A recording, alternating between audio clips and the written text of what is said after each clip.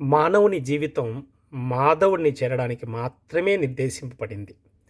మరి మనము ఆ భగవంతుని అందుకోవాలంటే, అంటే ఆనంద సాగరం నుంచి వేరుపడిన మనము, ఆ ఆనంద సాగరమైన భగవంతుని అందుకోవాలంటే, మనకు ఎప్పుడు కూడా సంతృప్తి ఉండాలి. అంటే ఉన్నదానితో ఒక తృప్తి ఉండాలి. అలాగే కృతజ్ఞత కలిగి ఉండాలి. శ్రీమద్ భగవద్గీతలో "యదృచ్ఛాలాభ సంతుష్టో ద్వంద్వాతీతో విమత్సరః" అన్నారు. అంటే ఉన్నదాంతో సంతృప్తి కలిగి ఉండి, ఈ ద్వంద్వాలకి అతీతంగా ఉండగలగాలి. అలాగే భగవంతునికి ఎప్పుడు కృతజ్ఞత చెప్పుకోవాలి. మంచి మంచి పుస్తకాలు ఎప్పుడు మనం చదువుకుంటూ ఉండాలి.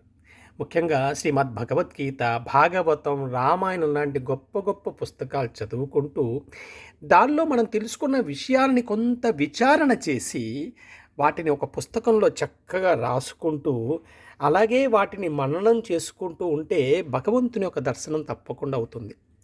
మనం ఏ విషయం తెలుసుకున్నా కూడా దాన్ని విచారణ చేయాలి. ముఖ్యంగా మంచి మంచి పుస్తకాలని త్రిపుర రహస్యం చదువుతున్నాం అనుకోండి. త్రిపుర రహస్యం చదువుతున్నప్పుడు సాక్షాత్తు మనకు దత్తాత్రేయ స్వామి గురువుగా వస్తారు.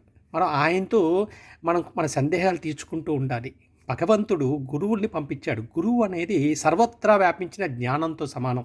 అంటే గురువు నిజంగా మనకి ఒక స్థూల శరీరం ఉండాలని లేదు. ఒక సూక్ష్మ శరీరంగా గురువు ఉంటారు. మీరు ఏ పుస్తకం అయితే చదువుతుంటారో, అంటే శ్రీమద్ భగవద్గీత చదువుతున్నప్పుడు జగద్గురు అయిన కృష్ణ పరమాత్మ మీతోనే ఉండి మీకు ఆయన అద్భుతమైన మార్గాన్ని అలాగే అనుగ్రహాన్ని ఇస్తూ ఉంటారు. అందువల్ల నిజంగా చెప్పండి, ఆనందం ఎక్కడుంది, ప్రశాంతత ఎక్కడ ఉంది అంటే మనకు ఒక చిన్న రూమ్ ఉన్నా చాలు. ఆ రూమ్లో ఒక 4 చక్కని పుస్తకాలు శ్రీమద్ భగవద్గీత, భాగవతము, రామాయణము, త్రిపుర రహస్యం ఇటువంటి మంచి పుస్తకాలు ఉండి, అలాగే వాటిలో మనం తెలుసుకున్న విషయాల్ని రాసుకోవడానికి మన దగ్గర ఒక పుస్తకం ఉండి రాసుకుంటూ విచారణ చేసుకుంటూ సంతృప్తిగా ఉంటే భగవంతుని దర్శనం తప్పకుండా అవుతుంది.